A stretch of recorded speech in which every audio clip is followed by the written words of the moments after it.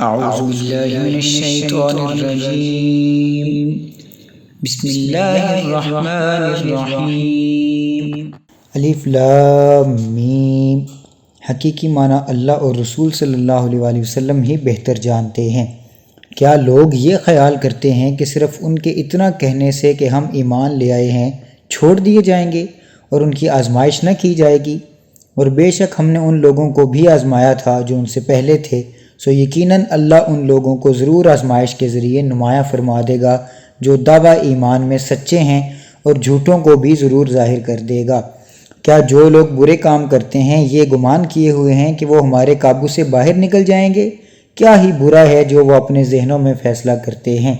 جو شخص اللہ سے ملاقات کی امید رکھتا ہے تو بے شک اللہ کا مقرر کردہ وقت ضرور آنے والا ہے، اور وہی سننے والا جاننے والا ہے۔ جو شخص راہ حق میں جد و جہد کرتا ہے وہ اپنے ہی نفع کے لیے تگ و دو کرتا ہے، بے شک اللہ تمام جہانوں کی طاعتوں، کوششوں اور مجاہدوں سے بے نیاز ہے۔ اور جو لوگ ایمان لائے اور نیک عمل کرتے رہے تو ہم ان کی ساری خطائیں ان کے نامہ اعمال سے مٹا دیں گے، اور ہم یقیناً انہیں اس سے بہتر جزا عطا فرما دیں گے جو عمل وہ فی الواقع کرتے رہے تھے۔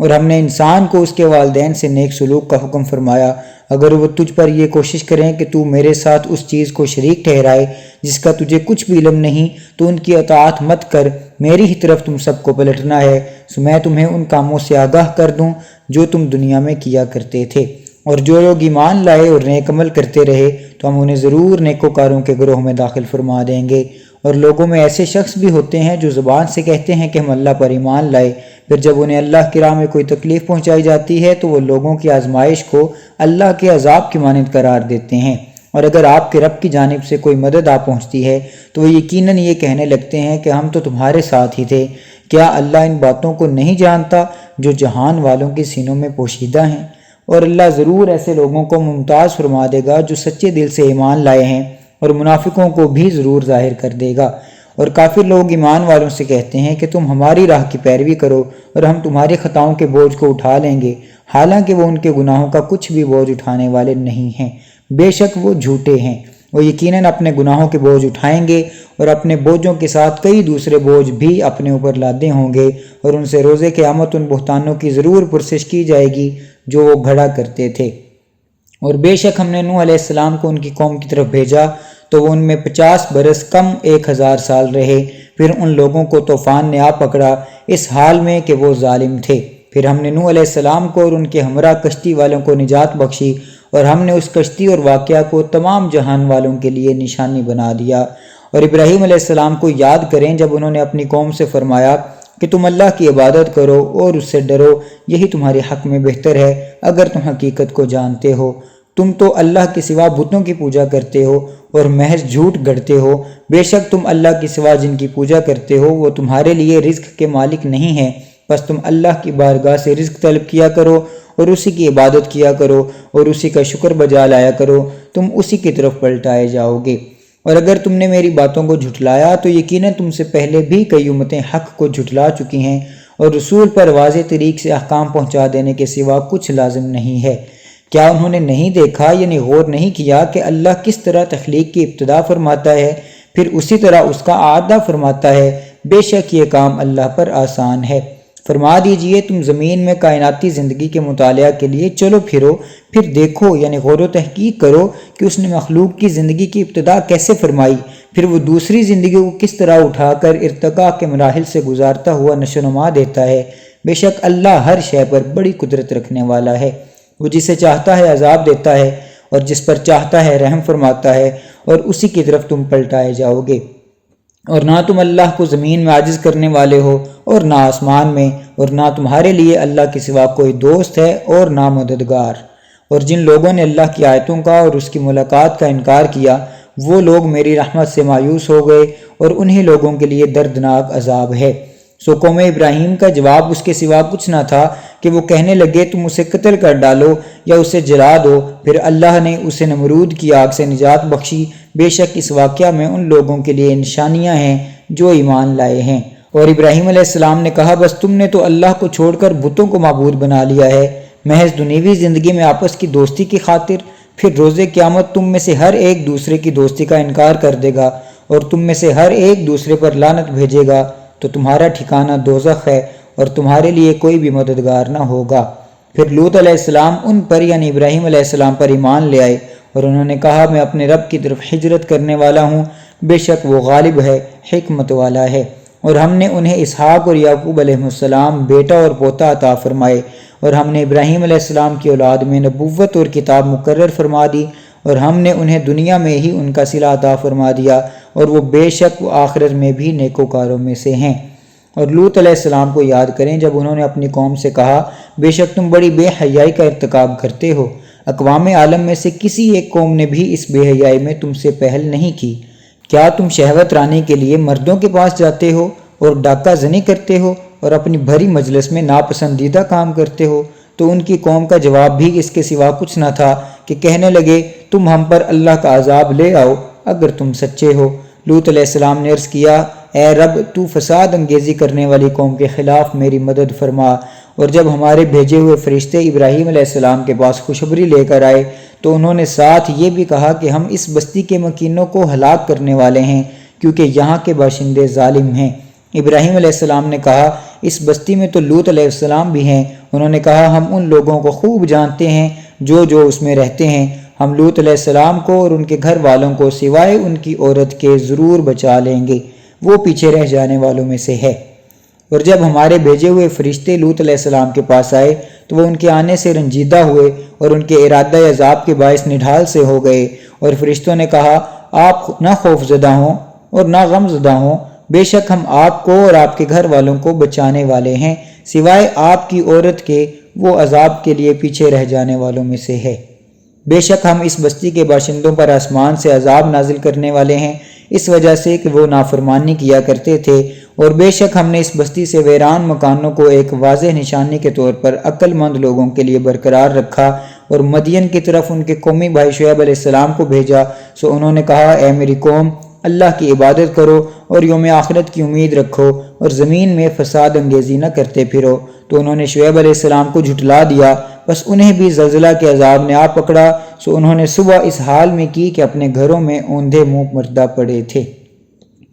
اور عاد اور سمود کو بھی ہم نے ہلاک کیا، اور بے شک ان کے کچھ تباہ شدہ مکانات تمہارے لیے بطور عبرت ظاہر ہو چکے ہیں، اور شیطان نے ان کے اعمال بد ان کے لیے خوشنما بنا دیے تھے اور انہیں حق کی راہ سے پھیر دیا تھا حالانکہ وہ بینا و دانا تھے۔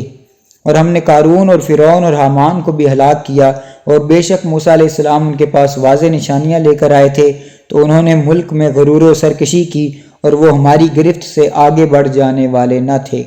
سو ہم نے ان میں سے ہر ایک کو اس کے گناہ کے باعث پکڑ لیا، اور ان میں سے وہ طبقہ بھی تھا جن پر ہم نے پتھر برسانے والی آندھی بھیجی، اور ان میں سے وہ طبقہ بھی تھا جسے دہشت ناک آواز نے آ پکڑا، اور ان میں سے وہ طبقہ بھی تھا جسے ہم نے زمین میں دھنسا دیا، اور ان میں سے ایک وہ طبقہ بھی تھا جسے ہم نے غرق کر دیا، اور ہرگز ایسا نہ تھا کہ اللہ ان پر ظلم کرے بلکہ وہ خود ہی اپنی جانوں پر ظلم کرتے تھے۔ ایسے کافر لوگوں کی مثال جنہوں نے اللہ کو چھوڑ کر اوروں یعنی بتوں کو کارساز بنا لیا ہے، مکڑی کی داستان جیسی ہے جس نے اپنے لیے جالے کا گھر بنایا، اور بے شک سب گھروں سے زیادہ کمزور مکڑی کا گھر ہے، کاش وہ لوگ یہ بات جانتے ہوتے۔ بے شک اللہ ان بتوں کی حقیقت کو جانتا ہے جن کی وہ اس کے سوا پوجا کرتے ہیں، اور وہی غالب ہے، حکمت والا ہے۔ اور یہ مثالیں ہیں ہم انہی لوگوں کے سمجھانے کے لیے بیان کرتے ہیں، اور انہیں اہل علم کے سوا کوئی نہیں سمجھتا۔ اللہ نے آسمانوں اور زمین کو درست تدبیر کے ساتھ پیدا فرمایا ہے، بے شک اس تخلیق میں اہل ایمان کے لیے اس کی وحدانیت اور قدرت کی نشانی ہے۔ اے حبیب مکرم صلی اللہ علیہ وآلہ وسلم، آپ وہ کتاب پڑھ کر سنائیے جو آپ کی طرف بذریعہ وحی بھیجی گئی ہے، اور نماز قائم کیجیے، بے شک نماز بے حیائی اور برائی سے روکتی ہے، اور واقعی اللہ کا ذکر سب سے بڑا ہے، اور اللہ ان کاموں کو جانتا ہے جو تم کرتے ہو۔ اور اے مومنو، اہل کتاب سے نہ جھگڑا کرو مگر ایسے طریقہ سے جو بہتر ہو، سوائے ان لوگوں کے جنہوں نے ان میں سے ظلم کیا، اور ان سے کہہ دو کہ ہم اس کتاب پر ایمان لائے ہیں جو ہماری طرف اتاری گئی ہے اور جو تمہاری طرف اتاری گئی تھی، اور ہمارا معبود اور تمہارا معبود ایک ہی ہے، اور ہم اسی کے فرما بردار ہیں۔ اور اسی طرح ہم نے آپ کی طرف کتاب اتاری، تو جن حق شناس لوگوں کو ہم نے پہلے سے کتاب عطا کر رکھی تھی وہ اس کتاب پر ایمان لاتے ہیں، اور ان اہل مکہ میں سے بھی ایسے ہیں جو اس پر ایمان لاتے ہیں اور ہماری آیتوں کا انکار کافروں کے سوا کوئی نہیں کرتا۔ اور اے حبیب صلی اللہ علیہ وسلم، اس سے پہلے آپ کوئی کتاب نہیں پڑھا کرتے تھے اور نہ ہی آپ اسے اپنے ہاتھ سے لکھتے تھے، ورنہ اہل باطل اسی وقت ضرور شک میں پڑ جاتے۔ بلکہ وہ قرآن ہی کی واضح آیتیں ہیں جو ان لوگوں کے سینوں میں محفوظ ہیں جنہیں صحیح علم عطا کیا گیا ہے، اور ظالموں کے سوا ہماری آیتوں کا کوئی انکار نہیں کرتا۔ اور کفار کہتے ہیں کہ ان پر یعنی نبی اکرم صلی اللہ علیہ وسلم پر ان کے رب کی طرف سے نشانیاں کیوں نہیں اتاری گئیں؟ آپ فرما دیجئے کہ نشانیاں تو اللہ ہی کے پاس ہیں اور میں تو محض صریح ڈر سنانے والا ہوں۔ کیا ان کے لیے یہ نشانی کافی نہیں ہے کہ ہم نے آپ پر وہ کتاب نازل فرمائی ہے جو ان پر پڑھی جاتی ہے یا ہمیشہ پڑھی جاتی رہے گی؟ بے شک اس کتاب میں رحمت اور نصیحت ہے ان لوگوں کے لیے جو ایمان رکھتے ہیں۔ آپ فرما دیجئے میرے اور تمہارے درمیان اللہ ہی گواہ کافی ہے، وہ جو کچھ آسمانوں اور زمین میں ہے سب کا حال جانتا ہے، اور جو لوگ باطل پر ایمان لائے اور اللہ کا انکار کیا وہی نقصان اٹھانے والے ہیں۔ اور یہ لوگ آپ سے عذاب میں جلدی چاہتے ہیں، اور اگر عذاب کا وقت مقرر نہ ہوتا تو ان پر عذاب آ چکا ہوتا، اور وہ عذاب یا وقت عذاب ضرور انہیں اچانک آ پہنچے گا اور انہیں خبر بھی نہ ہوگی۔ یہ لوگ آپ سے عذاب جلد طلب کرتے ہیں، اور بے شک دوزخ کافروں کو گھیر لینے والی ہے۔ جس دن عذاب انہیں ان کے اوپر سے اور ان کے پاؤں کے نیچے سے ڈھانپ لے گا تو ارشاد ہوگا تم ان کاموں کا مزہ چکھو جو تم کرتے تھے۔ اے میرے بندو جو ایمان لے آئے ہو، بے شک میری زمین کشادہ ہے، سو تم میری ہی عبادت کرو۔ ہر جان موت کا مزہ چکھنے والی ہے، پھر تم ہماری ہی طرف لوٹائے جاؤ گے۔ اور جو لوگ ایمان لائے اور نیک اعمال کرتے رہے ہم انہیں ضرور جنت کے بالائی محلات میں جگہ دیں گے جن کے نیچے سے نہریں بہہ رہی ہوں گی، وہ ان میں ہمیشہ رہیں گے۔ یہ عمل صالح کرنے والوں کا کیا ہی اچھا اجر ہے۔ یہ وہ لوگ ہیں جنہوں نے صبر کیا اور اپنے رب پر ہی توکل کرتے رہے۔ اور کتنے ہی جانور ہیں جو اپنی روزی اپنے ساتھ نہیں اٹھائے پھرتے، اللہ انہیں بھی رزق عطا کرتا ہے اور تمہیں بھی، اور وہ خوب سننے والا جاننے والا ہے۔ اور اگر آپ ان کفار سے پوچھیں کہ آسمانوں اور زمین کو کس نے پیدا کیا اور سورج اور چاند کو کس نے تابع فرمان بنا دیا، تو وہ ضرور کہہ دیں گے اللہ نے، پھر وہ کدھر الٹے جا رہے ہیں۔ اللہ اپنے بندوں میں سے جس کے لیے چاہتا ہے رزق کشادہ فرما دیتا ہے اور جس کے لیے چاہتا ہے تنگ کر دیتا ہے، بے شک اللہ ہر چیز کو خوب جاننے والا ہے۔ اور اگر آپ ان سے پوچھیں کہ آسمان سے پانی کس نے اتارا پھر اس سے زمین کو اس کی مردنی کے بعد حیات اور تازگی بخشی، تو وہ ضرور کہہ دیں گے اللہ نے۔ آپ فرما دیں ساری تعریفیں اللہ ہی کے لیے ہیں، بلکہ ان میں سے اکثر لوگ عقل نہیں رکھتے۔ اور اے لوگو، یہ دنیا کی زندگی کھیل اور تماشے کے سوا کچھ نہیں ہے، اور حقیقت میں آخرت کا گھر ہی صحیح زندگی ہے۔ کاش وہ لوگ یہ راز جانتے ہوتے۔